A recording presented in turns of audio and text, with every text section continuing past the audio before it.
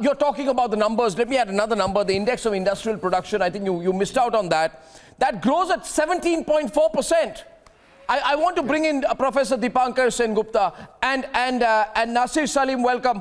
He's managing partner at Flexi Capital. You know, the IIP grew at 17.4% on a year-on-year basis during April-November 21 as compared to minus 15.3% in April-November 2020. There are some people who say, you know, don't get too excited. The base is anyway too low. But my question will be, can we maintain this momentum without fiscal prudence going down the drain?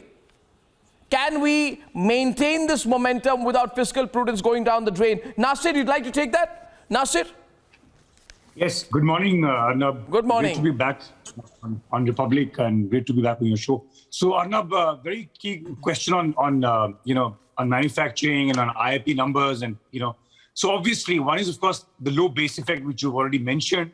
But clearly, our expectation as far as manufacturing, some of the employment generation sectors Arnab is concerned, are that the government, the budget has to focus on a separate head on employment generation sectors. For example, you said manufacturing, textiles, infrastructure, leather and food processing. You see, today the entire Southeast Asia, and I must tell you the entire globe, is looking at India to change hub from Southeast Asian economies to India, and they want to come into India with big expectations. So I think we are expecting the finance minister to launch a separate head under these employment generation sectors. The other quick one, Arnab, since you mentioned, in my opinion, to kind of boost investments and consumption, I think there are two very important expectations that the industry is demanding. And I'm hoping that the finance minister will kind of dole out on those.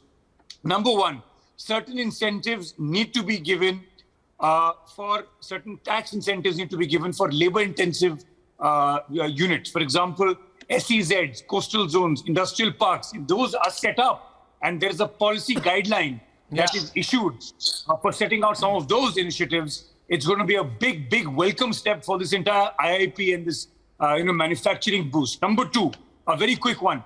You see, this is more to do with personal finance and lending. There are certain incentives for fintechs which should be doled out, in my opinion, for the unbanked population, Arnab. Today, a lot of money is waiting on the sidelines. There is an unbanked population. And in my opinion, there are a lot of automation technology fintech companies which are working very hard, I must tell you, Arnab, to get in, pushing in microcredit. And certain benefits can be given in terms of tax rebates, tax holidays to them. And my last two quick points before I, again to do with personal finance. Consumption and boosting consumption has been a big challenge, I must tell you, on account of COVID. We've had intermittent supply disruptions, Arnab. In my opinion, we need to incentivize home buyers.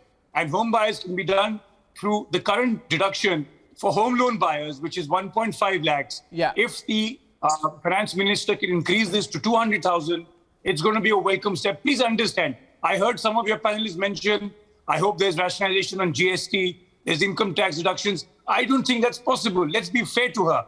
The government is working on a very tight rope as far as fiscal prudence is concerned for FY 22-23, Arnab.